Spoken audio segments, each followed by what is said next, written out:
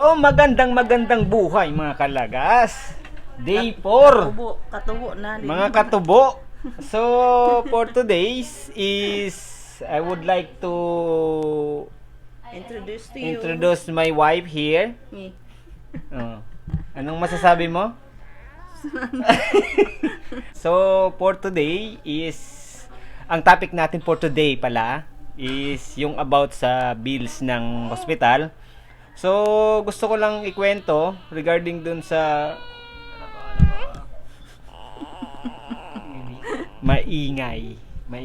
So, gusto lang namin i-share regarding dun sa bills ng hospital. Yung bills namin umabot ng 13,000 plus. Yeah. And then, dahil may pag-ibig ako, ay Asawa mo. may PhilHealth ako, tapos may PhilHealth din yung wife ko. Tapos member pa siya ng 4Ps. Hindi inaksip ang PhilHealth mo. Yung pinail ko sana is yung PhilHealth ko para wala na nga kaming bayaran.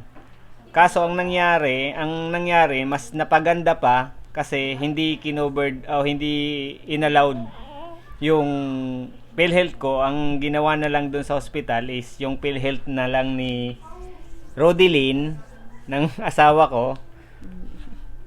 Tapos ano pa siya, member pa siya ng 4Ps. So yun ang Priority. ha? Priority na. Yun ang priority ng hospital na mayroong 4Ps. So, yun nga pala, dahil 4Ps member yung member yung asawa ko, isang nangyari is kung pupunta kayo ng billings doon sa hospital, may billings doon na na Windows, pupunta kayo doon tapos bibigyan kayo ng mga requirements para maging credited yung PhilHealth tsaka 4Ps membership. So, ang naalala ko doon is 5 requirements ang pinakuha ko sa anak ko. Tapos yung 4 na yon, una is yung panunumpa, ID ng 4Ps, tapos marriage certificate, birth certificate ng Baby. newborn, tapos yung ID ko, yung naglalakad. Yun lang.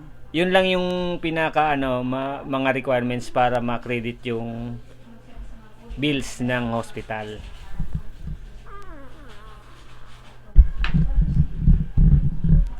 So, yun lang yung masishare namin dun about sa mga billing, sa mga requirements na dapat yung kuhanin para, ang most important talaga, ang pinaka-importante, dapat kung manganganak kayo, ayusin nyo na yung mga dapat ayusin, katulad ng PhilHealth. Kasi yun din yung talaga yung required dun sa panganganak. Kasi kung hindi mo aayusin na maaga pa, o hindi mo lalakarin, ang mangyayari is magbibil ka ng malaki. Babayaran mo yung bill sa hospital.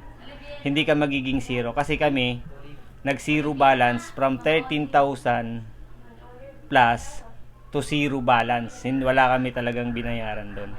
So, yun lang yung kagandahan. Pag may PhilHealth ka, may mga requirements ka na available.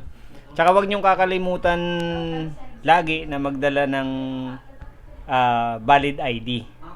Kahit isa o dalawa na pwede mong dalhin na valid ID. Kasi kailangan yun. Tsaka mga original katulad ng marriage certificate o mga pagkakilanlan sa inyo, yun, dalhin nyo na para hindi ka na pabalik-balik pa kung saan yung mga requirements mo.